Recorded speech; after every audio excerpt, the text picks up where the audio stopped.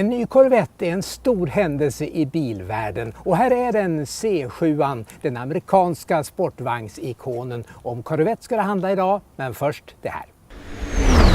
När BMW visar upp sin elbil i3 gick det, kan man säga, som en stöt genom publiken.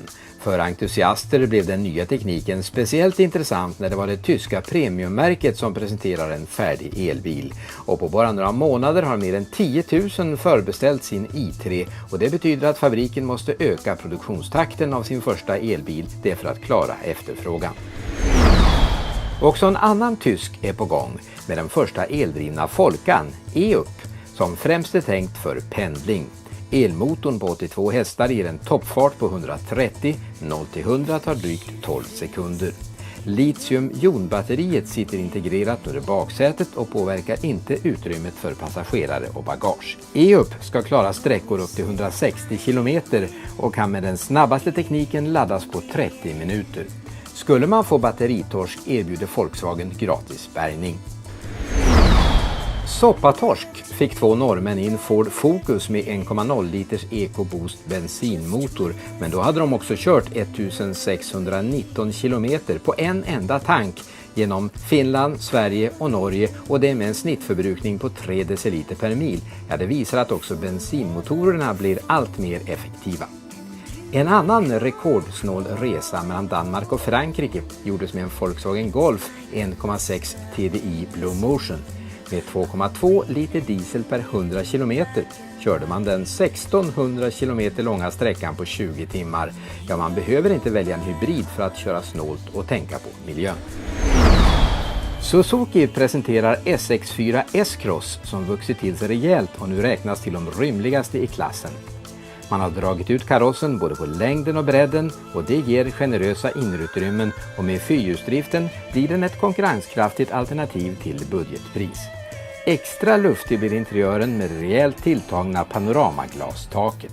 Man kan välja mellan en dieselfyra eller bensinfyra, båda på 1,6 liter och 120 hästar. Mycket lullull som kostar extra hos konkurrenterna är standard hos Suzuki, bland annat nyckelfritt startsystem och fyrhjulsdrift.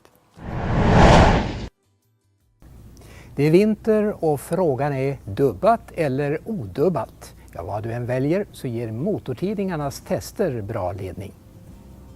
3 ledande motortidningar, Automotorsport, Vi bilägare och Teknikens Värld, rankar dubbdäcket Nokian Hakkapeliitta 8 som bästa dubbdäck med motiveringen att redan tidigare bra egenskaper blivit ännu bättre.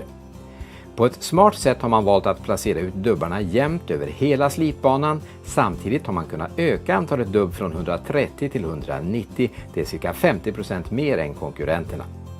Skulle du föredra dubbfritt är det också nordiskt i topp. Vi bilägare och finska Tuulilassi ger Nokian Hakkapeliitta R2 en toppplacering. Med diamanthårda partiklar för bättre bett på is och med en gummiblandning som samtidigt förlänger däckets slitstyrka, och med den lägsta bensinförbrukningen av alla testade däcken så blir Hakkapeliitta R2 en överlägsen vinnare. En ny Corvette är en stor händelse i bilvärlden. Här är den då, 7:e generationen. Om den ska det handla idag, men vi tar det väl i rätt ordning och börjar med första generationen från 1953. Right. The 53, they made 300 units in 1953. They were 6-cylinder cars in 53, 4 in the beginning of 55. At that point, they put the V8 in the car, and the car started coming into its own because it had a little more power and it was more fun to drive. C1 cars ran until 1962. At that point, the 63 split window and the convertible, they made them both in a hardtop and a convertible in those years. That car stayed popular through 1967. We hit some of my favorite cars. I grew up with that era of car, and the 67 427s are, to me, the most exciting cars that have been built. It was a fun time for it, and probably a high water mark in Corvette. Then in 1968, they did a complete new body change, and that was a very popular look. Everybody liked it. It was a stylish look, but the cars kept losing a little bit of power as time went on, and let's face it, Corvette's power, if you don't have it, it's not quite as exciting. So by the end of the 80s, they kind of wore their welcome out, and they had to do something different, which is where they come into the C4 car in the 1984 model, and that carried it through the 96.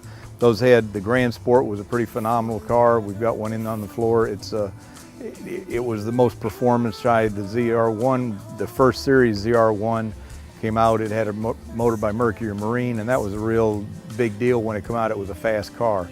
However, when the C5 came out, it outran the ZR1, so it kind of shadowed it, and all of a sudden everything was new and better handling, and the cars are friendlier on the road. They're just a considerably more user-friendly car, and they're more fun. They quit running the C5 in 2005 and went to the C6, which was basically a small body change and quite a bit of performance change. They did, the Z06 was a performance model. It was 505 horsepower by then. And then in the end of that series, they ran the ZR1 again, but now it was 638 horsepower and turbocharged. It was literally a king of the hill at that point. There's almost nothing on the road for the money that would run with that car. And now we have the C7 shadowing everything before that. That's right, the latest and the greatest has just come out, and they're just starting to show up around the country. It's drawn a lot of things. The body's real edgy, a little more chiseled look than what the C5 was. And it's being very well accepted. They've upgraded the interior to a world-class interior, got rid of all the plastics and stuff inside the car, went to an LT motor, which is a little bit different configuration from what the LS was, and they're just now starting to learn about how fast we can make this car, and it looks like a pretty bright future. Could you say it's more upgraded to European standards? I would say it certainly is. It's comparable to almost everything European. Now, I don't think money for money, there's not much you can buy that will, hang with this car for the same kind of money. Is it true to say that you get a lot of value for money with the Corvette? You get a lot of value for the money. There's probably nothing that's a better deal out there. Just nu putsas det på amerikanska bilar i många garage. Men vilka europeiska cabbar åkte vi i för sådär 60 år sedan när den första Corvetten kom? Ja, jag har hittat en modell som väl knappast satte några rekord, även om det är precis det den heter.